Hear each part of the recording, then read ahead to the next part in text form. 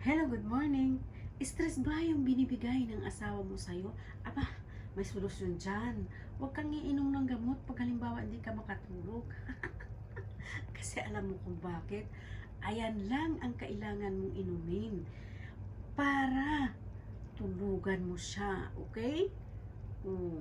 Hindi na yan makapagganito kasi tulog ka na.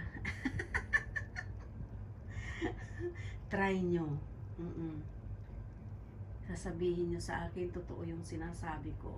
Maniwala ka sa akin. Kasi, ang tao, pag hindi kumpleto ang tulog, mainit ang ulo, kung anong nagagawa sa buhay.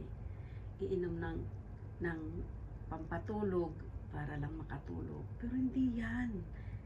Lalo mo lang nilalagay sa peligro